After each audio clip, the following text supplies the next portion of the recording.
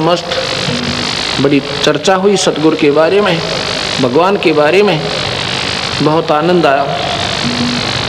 उसके बाद वो दूसरे के पास जाते हैं जो 4 वर्ष से साधना पर लगे थे, उससे भी बातें होती हैं। ऐसे सिलसिला कई महीने चलता रहता है। एक दिन नारद जी ने भगवान विष्णु से कहा कि भगवान वहाँ पर आपके नाम पर 2 कुर्बान हो रहे हैं, आपके ऊपर पूरी आस्था रखते हैं दाता। कबीर साहब बोले उनमें से एक है भाई सही आस्था वाला, एक नहीं है। तक वो होगा जी जो 40 साल से लग रहा है, नहीं वो नहीं, वो दूसरे वाला। अब नारद जी ने सोचा आज भगवान रॉन्ग स्टेशन पकड़ के दिखा, इतने बढ़िया महात्मा को 40 साल से आपके नाम पर कुर्बान उसको कह रहे हैं, ये भक्त नहीं है। पर दूसरा काल का बच्चा उसने कहा यो महात्मा है, यो सही भक्त है।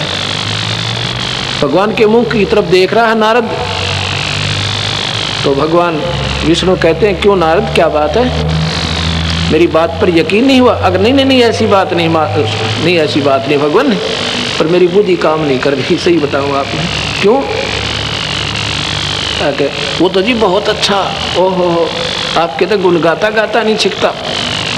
अच्छा तो ऐसे कर, किस टाइम जाता है तो उनके पास? अगर रोज जाता हूँ मैं तो उनकी चर्चा सुनता हूँ, आप उनके मुंह से आपकी बातें गदगद हो जाता हूँ। किस टाइम जाता? सुबह 10 बजे। आज तो 2 बजे जाना, कल तो 2 बजे जाना। अच्छा, और वो देरी का कारण पूछें तो ऐसे ऐसे बताना, फिर वो क्या प्रतिक्रिया करें वो मुझे बताना। अच्छा जी। नारद जी 2 बजे पहुँचे, पहले गए उस पुराने महात्मा दौरे जो 40 साल से बैठा था। वो कहता है ए रिसीवर आज इतनी देर लगा दी?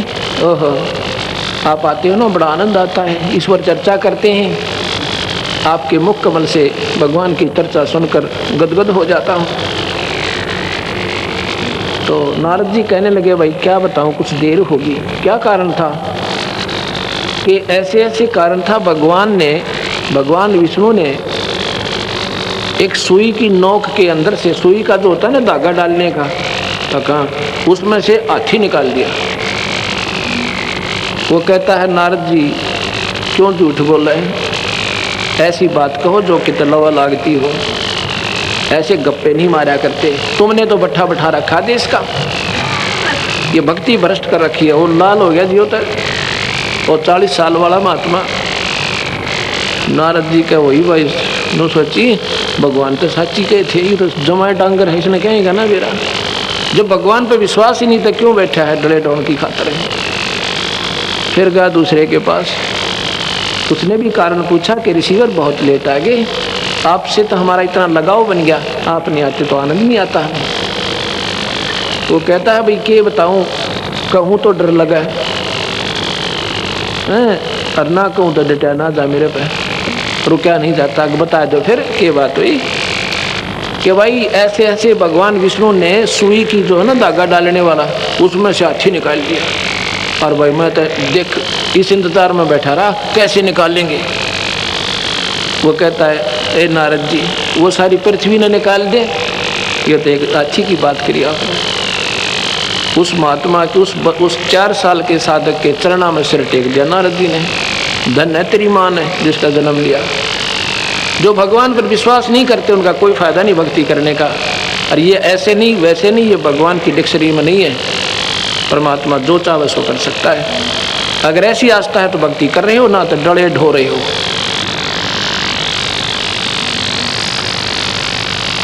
तो जो प्रसंग आता है वहीं आता हूँ मैं।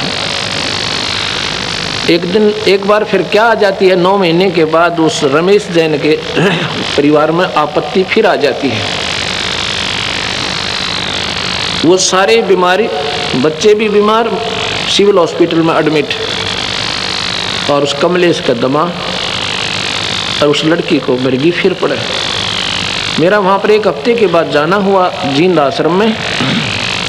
मेरे पास वो सारा परिवार आया, कहते हम तो मर गए जी। तो उससे पहले हमारा एक सेवक चला गया उनके पास। उससे कहने लगे हमें तो बहुत दुख हो गया। फिर आपत्ति आ गई, ज्यों की त्यों होगी बात, पता नहीं क्या कारण है। उसने कहा तुमने कोई गुरु मर्यादा तोड़ी है, कोई नियम नहीं निभाया। अक नहीं, रमेश जैन को मालूम नहीं वह लड़की गड़बड़ करी, वह कमलेश गलती कर गई, और उसको उसके पति ने मालूम नहीं था। वो ठीक कहता जी हमने कोई ऐसा कानून नहीं तोड़ा सतगुरु का, जो उन्हें नियम बताए थे हम बिल्कुल ठीक चल रहे हैं, और 9 महीने तक हमें कोई तकलीफ नहीं थी। अब पता ना क्या हो गया। तो वो घर चला जाता उसके, उससे पूछता बहन तू सच्ची बता दे, नहीं ऐसा नहीं हो सकता। जो परमात्मा 9 महीने तक तुम्हारा दुख निवारण कर सकता वो सदा के लिए भी कर सकता है। कहा जी ऐसा तो है, पर फिर उसने देखा पीछे बरंडे के अंदर कुछ जंतर मंत्र से कर रखे। उससे पूछा ये क्या किया है तूने? वो कहती भैया ये गुग्गा पीर की पूजा कर दी मैंने। अब वो बोला वो गुग्गा पीर फिर बढ़ गया था, वो गुग्गा पीर काट दिया था मुश्किल से सतगुरु ने, वो काल वो गुग्गा पीर फिर आ गया तुम्हारे, जिसने पूछोगे वो तो आएगा भाई। तो फिर वो रमेश बहुत नाराज होता अपनी पत्नी से कि तूने जुल्म कर दिया, ऐसा क्यों किया, मुझे बताया क्यों नहीं?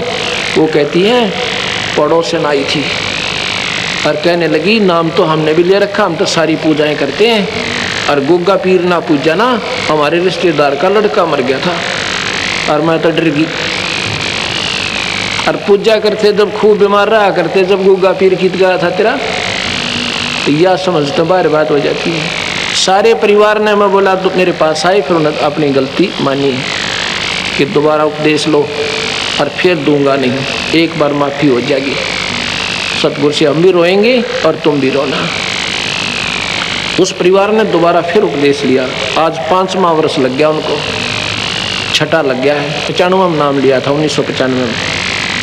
उस परिवार के ऊपर कोई किसी प्रकार का दबाव नहीं, और बल्कि नई कोठी बना ली और दुनिया को कहते फिर हैं अगर पृथ्वी पर कहीं भगवान है तो कबीर साहब है। बोल सतगुरुदेव सत्संग। तो इस प्रकार अपने इष्ट पे पूरा विश्वास रखो। जिनके लिए तुम भागा दौड़ कर रहे हो ना, वो तो मुफ्त में सुख देगा आपको, फ्री ऑफ कॉस्ट। और जो पार से भरा कष्ट अपना ज्ञान नहीं, वो हम बता रहे हैं जो ये निवारण करेंगे। आपको तपतशिला पर नहीं जाने देंगे, धर्मराज आपका लेखा नहीं करेगा। गरीबदास जी कहते हैं सतगुरु शरणा आके धर्मराज डर कैसा।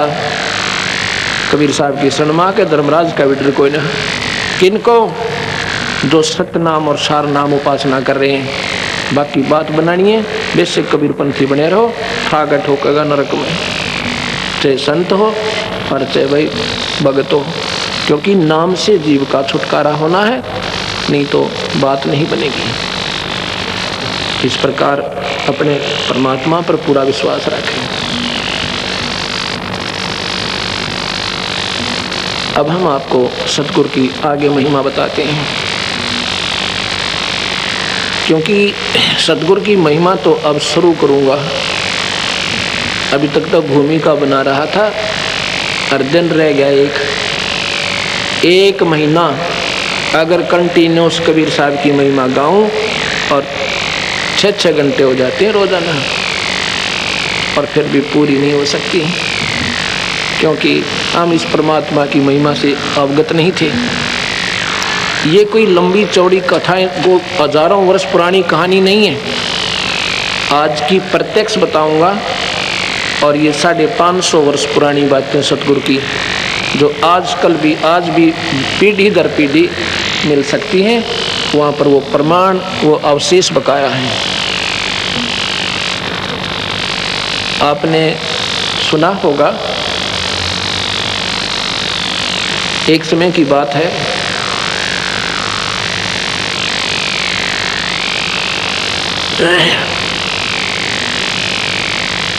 वीर देव सिंह बघेल, काशी नवाब, उन्होंने अपने बाग में सत्संग करवा रखा था। ये राजा लोग कैसा जागरण करवाते हैं, कैसा सत्संग करवाते हैं। मेरे जैसे किराए के संत उनको आमंत्रित कर देता है और वो पूजा के लालच में इकट्ठे हो जाते हैं और उनको कहता है वहाँ बाग में बैठ के सत्संग कर दो।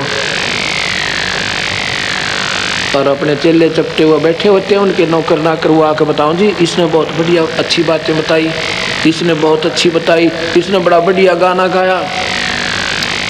जो उनको आकर कह देते हैं ये अच्छी सराहना कर देते हैं, उसको औरों को 1-1 रुपया दक्षिणा देता है, उनको 10-10 दे देता है और वह कूदते जा। फिर ना राजा का कोई असर ना उनका कोई कल्याण। ऐसे सत्संग हो रहा था, सत्संग हो रहा था और कबीर भगवान भी जा बैठे, क्योंकि वो साधु बैठे सारे बड़े बड़े आसना पर, उनके गद्दे ला रखे। राजा घर में कमी क्या की थी, 2-2 गद्दे बिछाकर बढ़िया चादर बिछा रखी उनके नीचे, और भगवान जाकर नीचे बैठ जाते हैं।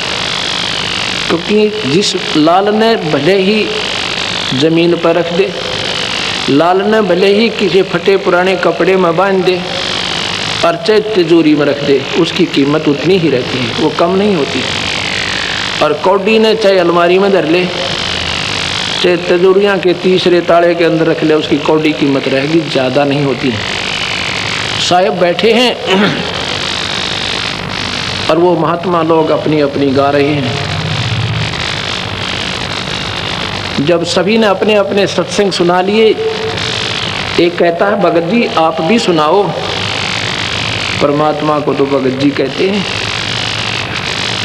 कहते हैं भगत जी आप भी सुनाओ। कहते हैं महात्मा ने सबको सुना ही दिया, बाकी छोड़ा ही कोई नहीं, क्या सुनाओ। नहीं नहीं आप भी सुनाओ कुछ। सतगुरु बोले मैं सुनाऊंगा ना, यहाँ कोई नहीं रटेगा, सारे भाग जाओगे। नहीं नहीं ऐसी क्या बात है, सुनाओ। क्यों नहीं सुनाएंगे। ईवा कोई तो रामकृष्ण के गुण गावे, को हनुमान जी के गुण का बता रहा, और कोई देवी की महिमा, अपनी अपनी डफली अपने अपने राग। सतगुरु ने फिर शुरू किया, सारी कहानी बताई। कहते हैं भाई ये ब्रह्मा विष्णु महेश भी नासवान परमात्मा है, ये 3 लोक के ईश्वर हैं, इनको भी काल खाएगा और तुम सब काल के मुंह में हो। उस पूर्ण परमात्मा का भजन करोगी और पूरे संत तक लेकर जब बात बतेगी। वो तो जी लाल हो गए सारे, कहते तू कौन कहाँ से आ गया है, क्या कृष्ण से भी बड़ा है कोई। मैं कहूँ था ना भाई मेरी एक नहीं सुनोगे, क्योंकि दर्द होता कड़वी चीज सुनकर। एक उनमें से चल गया, राजा के पास जाता है, कहता जी एक सिरफरा आया हुआ है और पता नहीं क्या क्या कहता है। कहता है ये कृष्ण जी से ऊपर कोई शक्ति बताता है और अपने आप को कहता है मैं खुदा हूँ, मैं अल्लाह हूँ, मैं भगवान हूँ। और जी वो तो बहुत गलत बोलता है, और गलत के बोला हुआ नो की नो बता रहे थे सतगुरु, पर वह सच्चाई कड़वी होती है। राजा ने कहा कि उसको लाओ बुला के यहाँ पे। एक छड़ीदार गया, सिपाही, उसने कहा कि चलो तुझे राजा बुला रहा है, क्या डींग मार रहा था तू यार। सतगुरु कहते हैं भाई राजा को अगर गरज है ना यहीं आ जाएगा, आपा नहीं जाते। उन्हें जाकर दी नमक मिर्च लगा के कहा कि क्या जानूं तेरे जैसे राजा 300 फिरते हैं, वो तो बहुत अहंकारी है, वो तो आपको भी कुछ नहीं मानता। राजा वीर सिंह देव बघेल उसके 16 दिन आते हैं, उसके भाग जगाने गए थे मालिक वहाँ पे। उनको तो लगना नहीं था कि वो तो सारे अंडी पाक रहे थे महात्मा थे, उन्होंने तो मानना नहीं था, पर वो जरूर सुलझ गया। वो वीर सिंह गया वहाँ पे। वीर सिंह जब नजदीक आया ऐसे क्रोधित होकर, सतगुरु का आसन 1.25 हाथ ऊपर था जमीन से, उसी को दिखाई दे रहे थे ऐसे जमीन से ऊपर, और तो नीचे बैठे, वो जमीन से इतना ऊंचे सथाई मालिक। अब वीर सिंह का तो पानी पड़ गया, चरणों में दंडोत प्रणाम किया, बख्श दो मालिक बख्श दो, हमारी इतनी औकात, सब एक सीधी में लंबे हो जा। तो और देखेंगे तो कति गर्म होकर चले थे वहां से, क्या हो गया राजा को। तो सतगुरु ने आसन पर स्थित हो जाते हैं नीचे जमीन पर। कहते हैं मालिक क्या बात थी, मुझे भी सुना दो, आया था बकवाद करने। फिर कहता मुझे भी बता दो, कोई ऐसी शक्ति है। सतगुरु कहते हैं मैं को पागल थोड़ा ही हूँ, जो मैं वैसे ही थोड़ा ही कह रहा था राजा। उन्होंने ये सारी सृष्टि रचना सुनाई। राजा ने प्यार तो सुनी, क्यों भगवान बैठे दिखे उसने सामने। पूरी सुनकर कहता भगवान एक समस्या और आई। क्या? कि मैंने गुरु बना रखा है। कहाँ है, कौन है तेरा गुरुदेव? कि मेरे गुरुदेव जी फलाना राम तपस्वी काशी हैं वो, आप उनसे पूछो जाके कि जो मैंने बातें बताई हैं क्या ये गलत है। सतगुरु को तो जानी जान थे, मालूम था। कहने जी उनसे अभी नहीं पूछ सकते। क्यों? वो तो गुफा में बैठे हैं। गुफा में बैठे हैं? क्या मौन धारण कर रखा है जी उन्होंने? बोलेंगे नहीं? अब नहीं। कितने दिन? 3 वर्ष तक। 3 वर्ष में चेला मरा 3 बे। और गुरु जी बोल रहा कोई ना, एक बात बता भाई वीर सिंह जी, जैसे तेरे गुरुजी साधना कर रहे हैं क्या तू कर सकता है ऐसे? गुफा में बैठ के बाल बच्चे छोड़ के और मौन रह कर तपस्या, यानी बिल्कुल खाना पीना भी त्याग दे। कहते जी वो तो उपवास भी रखते हैं, केवल फलवाहार कर रहे हैं। आप कर सकते हो वहाँ जाकर ऐसी तपस्या? ना जी हम पे कहाँ छूटे, परिवार ये घर बार राजकाज। तो तेरे गुरुदेव पार होएंगे मौन रख कर, फलो आहार करके। उनकी साधना तो यही है, क्योंकि वो स्वयं भी कर रहे हैं, तो अनुयायियों ने भी ऐसे ही करनी चाहिए, तभी तो बात बनेगी। या कैसे और बन सकती है? अब वो समझदार तो थे ही। अब देखो सतगुरु ने कितनी गजब, कितनी अच्छी लीला की है। कहते हैं गृहस्थी पार नहीं हो सकते, फिर गृहस्थी क्यों डले डोहा भाई? जब पार ही नहीं हो सकते फिर क्यों भक्ति करते फिरें? ये तो हमारा अंधेरा हटाने के लिए सतगुरु आए थे कि घर में रहकर अपना काम करके बच्चों की परवरिश करते हुए आप पार हो सकते हो। केवल एक नाम आश्रय और पूरे संत का नाम ले लो। तो जी हम तो ऐसे नहीं कर सकते। फिर आप उसकी उस संत से चाहते क्या हो? जब वो स्वयं ही साधक है, वो साधना कर रहा है, इनकम्प्लीट है वो। अरे जो साधना वो कर रहा तुम नहीं कर सकते कि नहीं जी? फिर तुम तो फेल। कहाँ जी कति पक्के फेल। फिर अब तू सोच भाई, अगर वो नाम तुम्हें दे भी रखा 3 लोक का, जन्म और मरण और 84 का, भाई ये गीता पढ़ के देखो, उसमें कह रखा अर्जुन तेरे मेरे असंख्यों जन्म हो लिए। और ये भी नहीं है कि हम आगे ना होंगे और पहले नहीं थे, अर्थात जन्म मरण मिटे नहीं। और सतगुरु कहते हैं मैं 1 मिनट में मिटूं भाई जन्म मरण को, मेरी शरण में आ जा, कभी जन्म नहीं होगा, सतलोक ले चलूंगा। और पूरा नाम जप विधिवत रहे, मेरी साधना कर। तो वीर सिंह जियों ने चरण पकड़ के और नाम ले लिया, भाग जग गए उनके। अब नाम ले लिया, सतगुरु ने प्रथम स्टेज का नाम दिया। 3 स्थिति में सतगुरु नाम को पूरा करते थे। पहली स्थिति है पहली का कायदा, नर्सरी, जो 3 लोक की भक्ति है ना, सही श्रेष्ठ अकॉर्डिंग टू द शास्त्रों के अनुकूल वो कराई जाती है। क्योंकि 3 लोक के साधकों ने, संतों ने यह भी पूरी नहीं करवा रखी आपकी पढ़ाई। उसके बाद सतनाम देते थे सतगुरु, ये भी देख लेते थे ये कितना रुकेगा तेरे आपके वचनों पे। उसके बाद सतनाम दिया करते थे। जो मैं आपको पहला नाम देता हूँ ये हमारा मूल मंत्र नहीं है, ये तो फर्स्ट एड है। उसके बाद सतनाम दूंगा। दोबारा जब यहाँ कभी सतगुरु की कृपा होगी आएंगे, ये 4 महीने आपने ये अवश्य जाप करना होगा। उसके बाद आपको दूसरा सतनाम दिया जाएगा। सतनाम के बाद फिर सारनाम दिया जाता है जब ये जीव मुक्त होगा। अब यहाँ कई बातें होती हैं। कबीर साहब धर्मदास को सीधे मिले थे, उनको नाम भी दिया था और आगे नाम देने के लिए आदेश भी दिया था। उन्होंने क्या नाम दिया था उनको, ये पूरा प्रमाण है। और साथ में ये कहा था कि जिसके पास सार शब्द नहीं है, धिक्कार है उसका जीवन। सतनाम तो है ही, लेकिन जिसके पास सार शब्द नहीं है उसका जीवन व्यर्थ है, वो साधक पार नहीं हो सकता। अब यही तो समस्या है कि ना तो हम सतगुरु के शास्त्र से परिचित, किसी ने कान पकड़ रखा, किसी ने टांग पकड़ रखी है। एक समय कहते हैं 5 अंधे थे, वो कहने लगे भाई हमने कोई हाथी दिखा दे। एक कहने लगा हाथी दिखा दे। भाई तुम देखोगे कैसे कि हम अपने हाथों से काम ले लेते हैं आँखों का। वो कहने लगे अच्छा भाई हाथी तो हम दिखा देंगे।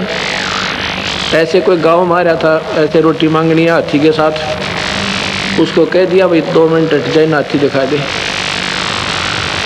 वो चारों तरफ वो अंधे छोड़ दिया हाथी गए, अपनी अपनी अनुभूति करने लगे, अपना अपना एक्सपीरियंस उन्होंने देखा कि एक ने तो पैर मिल गए, उन पैरों को नीचे से ऊपर तक खूब अच्छी तरह निरीक्षण करता है। एक का काना का हाथ लग गया, वो कानों के ऊपर से खूब अच्छी तरह उनको देख रहा है कि वो पूछे तो बता दूंगा कैसा होता अच्छी। एक पूछड़ को, एक सूंड को और एक पेट पर का हाथ फेरा, पांचों आगे देख कर। रास्ते में पूछा कहाँ गए थे सूरदास, कि हाथी देख कर आए हैं भाई। तुमने हाथी देखा कैसे भाई? अग देखा क्यों, हम बता दे पूरा पूरा।